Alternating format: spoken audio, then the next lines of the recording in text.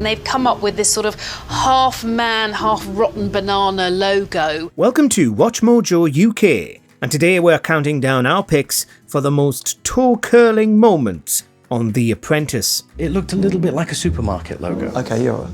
Thank you. Before we begin, we publish new content every day, so be sure to subscribe to our channel and ring the bell to get notified about our latest videos.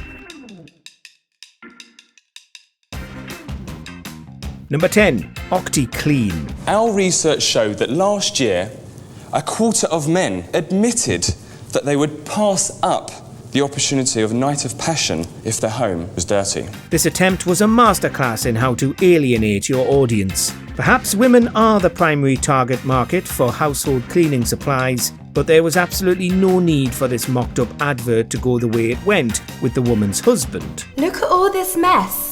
If only I was an octopus, and this would be done in no time. The idea that OptiClean is so effective that it's like you have 8 hands instead of 2 makes some sense, but their entire pitch was that women's husbands don't want to go to bed with them if the house isn't clean enough. OptiClean! A multi-purpose kitchen cleaner with a powerful one-wipe system can be used on various surfaces where 8 hands are better than 2. Already when he started talking, the women in the focus group were alarmed, and the advert itself didn't help matters when it ended with the husband making a lewd joke and winking. That was quick. OptiClean. 8 hands are definitely better than 2. Number 9. Star Pod. So I would like to do a party pod. I really want it to be the vibe. It needs to be ultra Instagrammable. Welcome to the future. In this 2022 episode, they were challenged to design and market their own driverless vehicle, known as a pod. This client had £1 million to spend on pods, up to 30 they would have bought. They only bought 5 because this was really niche. One team thought that pitching the pod as a simple taxi alternative was the way to go, and the others went the luxury route, wanting to make a tiny little limo. It was the final pitch that proved the most embarrassing though. After already failing to woo rich clients, they then had to host a launch event. I'm going to draw your attention first to the seating. We've gone with a cushioned bench, and that cushion is unbelievably comfortable. I've sat on it, it's delightful. Wearing snazzy sequined waistcoats, they headed out to sell their pod experience, which was either for corporations or stag parties. They never quite worked it out. We've also got a mini fridge and glassware for refreshment. So if you are looking to kick back after perhaps a meeting or you've had a fun sightseeing tour, you've got the karaoke machine in here as well. Number 8. Accents. I was just passing through the valley. I do love being on the farm. I absolutely love rugby. What on earth were they thinking? In this bizarre challenge, the candidates had to come up with a successful smartphone app, and the boys came up with Slangatang, an app that was just a soundboard of people saying silly things. To get those initial sound bites though, they went into the recording booth and had a crack at it themselves. Okay, Welsh farmer, I've got... Has anyone seen my sheep? Very stereotypical, easy to relate to. Yeah. This was after the other team wasted time doodling hats on a whiteboard. Nick Hewer was monitoring them as they started doing bad Welsh accents and stereotypical Welsh phrases, such as asking people about sheep. What about Scouseful? Hey mate, how's your wife and my kids? No. There was also a clearly classist joke about Liverpudlians in there. Nick's face said it all. I didn't get it.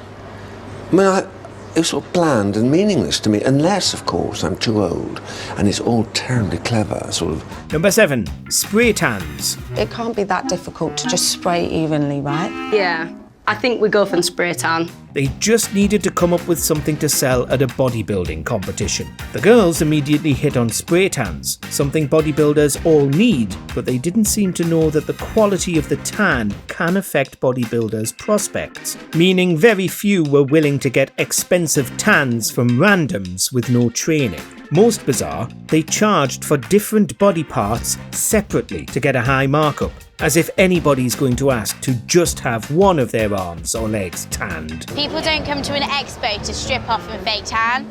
And we can aim it at the bodybuilders at the show. Okay.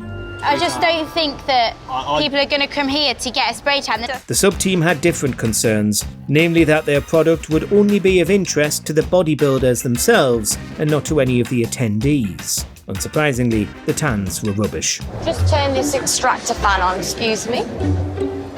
No, it's probably not on at the wall. 1 second. Number 6, 80% discount.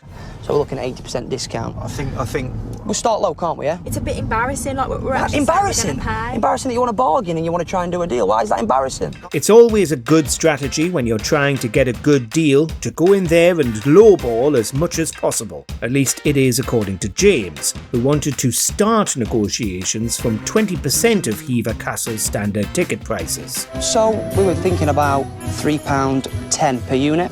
Right, that which would be 20% of the price on the basis we're going to buy 25 units. That would be quite a lot lower than we would normally talk about for our groups. Despite the other members of the team being dead against going in at 20%, he steamrolled ahead, beginning his negotiation by insulting the women they were talking to.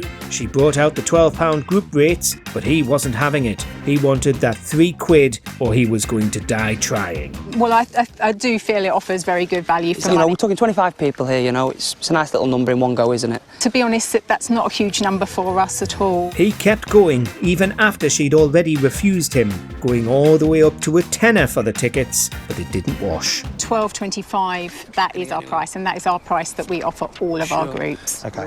Number 5, virtual escape room. For your task this week, you'll be entering the world of virtual escape rooms. Maybe the most cringe moment of this was the giant CGI Lord Sugar at the beginning, but the actual games created weren't much better. It seemed like none of them had ever played a video game, with no concept of how to make one fun and interesting. I thought the video was boring, to be honest. How closely is the game actually relating to that intro from your thoughts? Not at all. So both games ended up appalling. But the moment that sticks in our mind is the playtest, where focus groups told them exactly how terrible their demos were without pulling any punches. What's the sense of fun with this? What's the sense of engagement? What's that sense of joy and conviviality, which is an essential through line, right? They completely lost sight of the brief, forgetting that you're meant to be escaping something, and nobody said they wanted to play the full version. Sometimes in life there is situations, like now you have fallen. But remember, there is a way to escape. Number 4, studio flat. Without sounding too up our own asses, there's two of the best sellers within the process in this car. Yeah, I would agree. Definitely agree with that. How hard can it be to remember which room of a mocked-up flat is which, especially considering most of the furniture was already in? Very hard, apparently, if you were Scott. These are obviously the walls.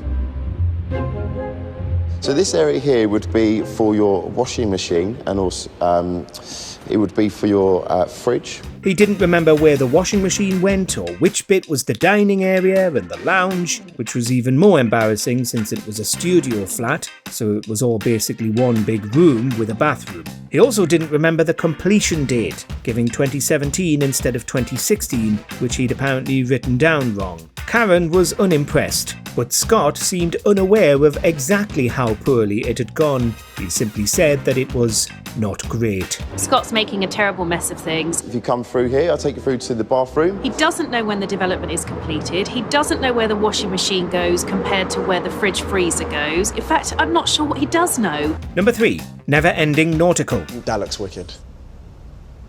It looks like a banana rotting upside down. The first episode of Series 16 brought us one of the biggest logo fails in Apprentice history, possibly even the entire history of business. They were sent to build a marketing campaign for a luxury cruise line. And what screams luxury at sea than a half-human turd? Well, literally anything else, which some of the team realised. Boys, is there any reason why you didn't put the name of the cruise in the logo? No, it was something that just didn't come up. Unfortunately, the naysayers were outvoted, and the wordless diarrhea logo was approved. What is that? That's their logo. That's your logo? But the boys were right. Their logo certainly was memorable, and that seemed to be their aim. Obviously, they lost that week, which speaks volumes, since the girls' team wasn't even sure what their brand name meant. What the bloody hell is that? I don't know. I really don't know. Right, it's as bad as their name Boji, whatever it's called. Number 2, St James's Street. So how much would one of these set you back? That is priced at 365. This one's priced at 365. Wow. Oh, that is... That's blown the That's blown our budget. They were in central London to get a top hat and headed straight to Lock & Co, the world's oldest hat shop that makes top hats for the king. But they went in there looking for a bargain, saying that no matter what price they got given, they were going to ask for a fiver. We were trying to basically get it for as cheap as you can possibly do for us. What I could do is have a quick word with my colleague. They picked the wrong place to buy a hat and were certainly better off going to a fancy dress shop, as one of them suggested. The last time I was in this world-famous shop, who came in? None other than the King of Tonga. And I can tell you, the King of Tonga does not go looking for bargain. Nick was on hand to be appropriately appalled by the idea they tried to haggle with such a prestigious shop on St James's Street, and it was yet another example of the candidates having no idea how much things actually cost. So, what's the verdict? Full price. Couldn't even negotiate just a few pounds off that at all? No. Unfortunately, no. Number 1, virtual pop star. Get down, let's get down to business. No way. Give you one more night to get this. You wouldn't have thought The Apprentice could get more cringe than AI versions of Karen, Tim and Alan Sugar performing a track, but you haven't seen anything yet. The losing team immediately made a mistake by not choosing Jordan as project manager or sub-team leader, since he was the only one with an animation background, and it showed. Coulda, woulda, shoulda, not good enough. Get that one up, came from the bottom straight to the top. I like sweet, like sugar. Their awful pop duo, Fred and Nads, was plagued by a high-pitched auto-tuner. Not that Bammy was much better. She may have won, but considering the inspiration was Taylor Swift, they certainly missed the mark. My heart beats for success. Look at me in this dress. I feel strong in my own skin. It's time to begin.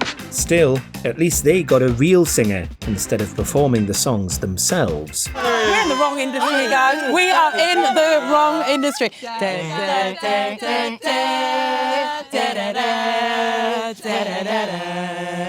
Which candidate should have been fired immediately? Let us know. If you look at her, do you see a strong, empowered woman?